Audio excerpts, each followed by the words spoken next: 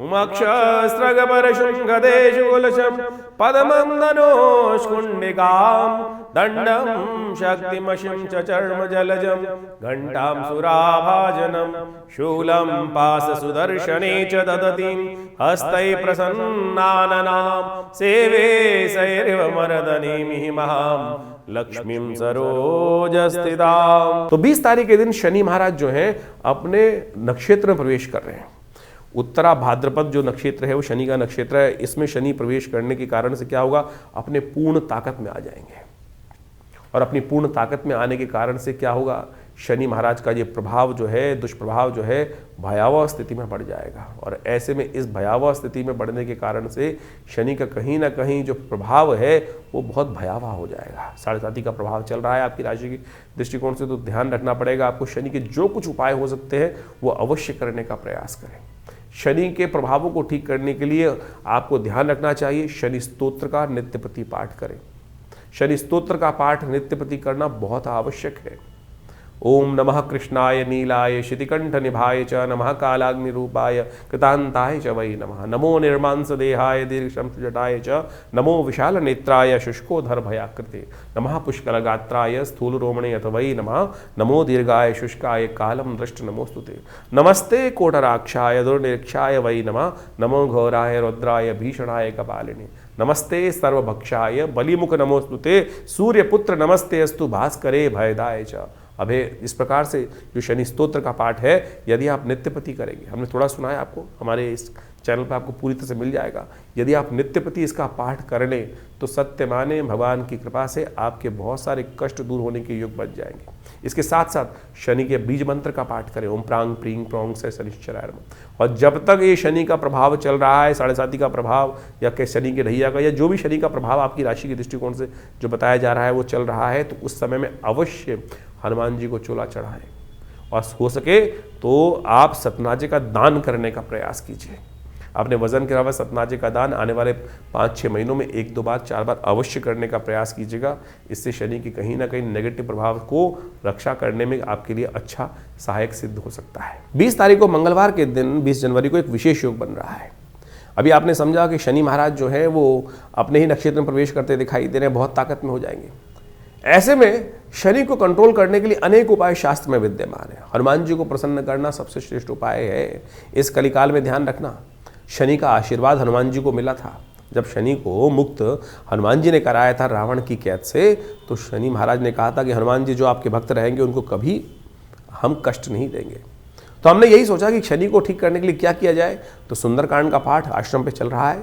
और इस दिन मंगलवार के दिन जब शनि बदलने की तरफ जा रहे हैं राशि परिवर्तन के लिए, तो हमने विशेष हनुमान जी का सुंदरकांड का पाठ रखा है। उसमें सवामनी का भोग रहेगा, हनुमान चालीसा का पाठ रहेगा, सुंदरकांड का पाठ रहेगा और साथ साथ शनि ग्रह शांति महायज्ञ का सुंदर आयोजन भी रहेगा। आप सब अपने सादर इष्ट मित्रों सहित सादर आमंत्रित हैं विवेकानंद योगाश्रम दिल्ली में। तो आप सब आकर इस कार्यक्रम में भाग लीजिए।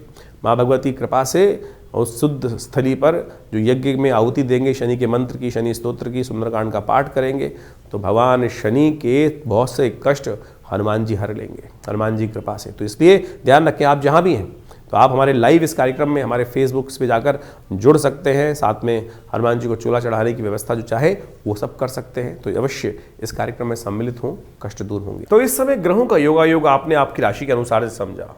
देखिए, वास्तविक तौर पर ग्रहों का विशेष परिवर्तन का योग चल रहा है। मंगल लगातार अस्त चल रहे हैं और इस समय अभी तक आप देखें कि पिछले काफ़ी लंबे समय से मंगल और शनि का टकराव चल रहा था और उसका प्रभाव पूरे विश्व में जिस प्रकार से हो रहा है वो साफ साफ समझ में आ रहा है। एक तो सूर्य का वर्चस्व की लड़ाई, वर्चस्व स्थापित करने का प्रयास, हर कोई कहीं ना कहीं हमारे निजी जीवन में भी या पूरे विश्व के व्यापक रूप से देखें, हर डिस्ट्रिक्ट के दृष्टिकोण से देखें, हर जगह के दृष्टिकोण से देखें, तो एक ऐसी होड़ इस वर्ष रहने वाली है। क्योंकि ये वर्ष जो है सूर्य का वर्ष है, तो हर कोई अपना आधिपत्य स्थापित करने का बड़ी जद्दोजहद के साथ प्रयास करता दिखाई देगा। और इस समय में जब शनि मंगल का टकराव चल रहा है, तो ऐसे में कहीं ना कहीं जो द्वेष भावना है वो ज़्यादा बढ़ती दिखाई देगी। और अब मंगल जिस प्रकार से परिवर्तन कर कर आगे बढ़ेंगे और मंगल उच्च के होने के योग बनाएंगे, लेकिन साथ साथ अस्त भी होंगे।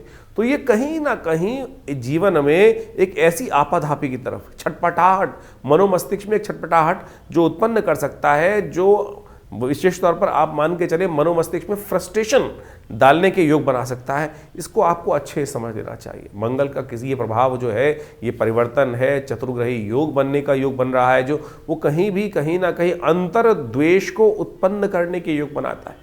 आपकी राशि के अनुसार से आपने उसका पूरा प्रभाव समझा है। शनि भी अब पूर्ण ताकत में आ चुके हैं, क्योंकि अपने ही नक्षत्र में वो प्रवेश कर चुके हैं। तो आपको बड़ी सावधानी के साथ अपनी राशि के प्रभाव को समझते हुए जो उन उपायों को हमने आपको बताया है, वो अवश्य करने का प्रयास करें। देखिए, पुण्य कार्य जीवन में कष्ट को जो दूर करता है ना, वो पुण्य कार्य ही करता है। इस बात को हमको सीधी तरह समझने का प्रयास करना चाहिए। नहीं तो कई बार क्या होता है, भ्रांति उत्पन्न हो जाती है, हम पुण्यों से दूर हो जाते हैं और गलत गलत कर्मों की तरफ निवृत्त तो हम होते ही रहते हैं। जीवन में यदि दिन के 24 घंटे हैं तो लाख प्रयास करने के बावजूद भी कुछ ही समय ऐसा होता है जो हम अपने आप को पुण्यों की तरफ, अच्छे कर्मों की तरफ प्रवृत्त कर सकते हैं। लेकिन मनसा वाचा कर्मणा यदि देखें, उसको समझने का प्रयास करें, तो ज़्यादातर अधिकतर समय जो है 90% समय जो है वो कहीं ना कहीं पाप युक्त कार्य ही होते दिखाई देते हैं। देखिए, कर्म 3 प्रकार के हैं, मनसा वाचा कर्मणा, और सबका प्रभाव है। इस बात को ये नहीं समझे कि हमने सोच लिया और हमने किया नहीं तो उसका प्रभाव नहीं। सोचे हुए अच्छे कर्म का या सोचे हुए बुरे कर्म का प्रभाव भी उतना ही होता है जितना प्रत्यक्ष किया जाए। तो इस बात को हमको समझते हुए कार्य करने का प्रयास करना चाहिए। तभी तो जीवन में जो अशुभ प्रभाव उत्पन्न होता है हमारे जीवन के कर्मों का, वो हमारे जीवन में सामने घटता है। तो इसलिए हमारे पुण्य भी क्षय हो जाते हैं।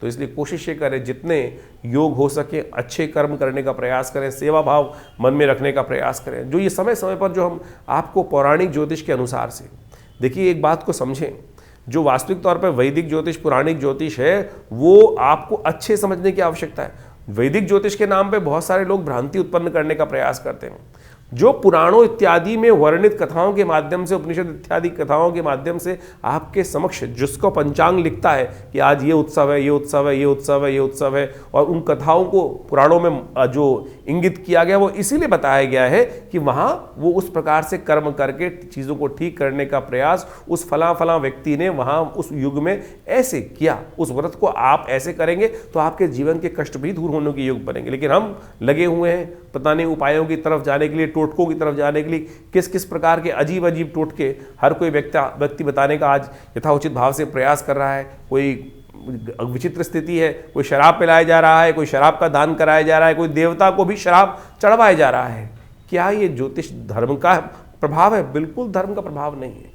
किसी के मन में कोई हीन भावना उत्पन्न नहीं, उसने एक गलत रीति चला दी और उसके पीछे एक ऐसी जो दौड़ आरंभ हो गई है, अंधी दौड़, जिसको कोई समझते हुए मन मस्तिष्क समझता है, लेकिन फिर भी अंधी दौड़ की तरफ हम भागते चले जा रहे हैं। धर्म बड़ा सात्विक है, सात्विकता से भरा हुआ है, धर्मयुक्त सत्ययुक्त कार्य करने की, धर्म प्रेरित करने का प्रयास करता है। तो जहां भी कोई गलत भाव आपके मन में समझ में आ रहा है, आपके मन, क्योंकि आपके मन में भी अंतरात्मा परमात्मा कहीं बैठा हुआ है, तो इसको समझते हुए कार्य करने का आप प्रयास करें। हम ज्योतिष को, पौराणिक ज्योतिष को, वैदिक ज्योतिष को उसी रूप में आपके समक्ष उपस्थित करने का प्रयास करते हैं। जो उपाय बताते हैं वो भी शास्त्र में वर्णित जो है वही उपायों को आप करने का प्रयास करें। नहीं तो वो अंगूठी पहनकर या कुछ ना कुछ उल्टे सीधे टोटके जो बताए जाते हैं, ऐसा कर दो, ये कर दो, इसके ऊपर से उतार के यहाँ फेंक दो, ऐसा फेंक दो, उससे इस बात को समझो कि शास्त्र में कहीं वर्णित नहीं है इन सब बातों को। तो हमने आपके समक्ष अनेक उपायों को आपके समक्ष रखा है, तो आप यथाउचित भाव से उनको करने का प्रयास करें। ईश्वर की कृपा से आपके जीवन में परिवर्तन का योग अवश्य बनेगा।